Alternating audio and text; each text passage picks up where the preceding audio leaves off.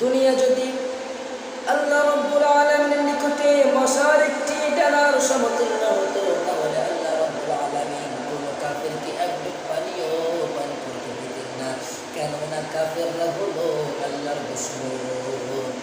এ সম্পর্কে তিরমিজি শরীফে এসেছে, আল্লাহ রাসূল সাল্লাল্লাহু আলাইহি ওয়াসাল্লাম বলেছেন, লাউ কানাতিদ দুনিয়া তা'দিলু ইনদাল্লাহি জানাহা বাউদাতিন মা সাকা কাফিরান মিন্না শারবাতান মা। দুনিয়া আল্লাহর নিকট যদি মশার একটি ডানা সমতুল্য হতো, তাহলে আল্লাহ রাব্বুল আলামিন কোন কাফিরকে দুনিয়ার এক ঢোক পানিও পান করতে দিতেন না, কেননা কাফিররা হলো আল্লাহর দুশমন। দুনিয়ার কোনো মূল্য নেই, এই জন্য আল্লাহ রাব্বুল আলামিন মুমিন বান্দাদেরকে এই দুনিয়ার যাবতীয়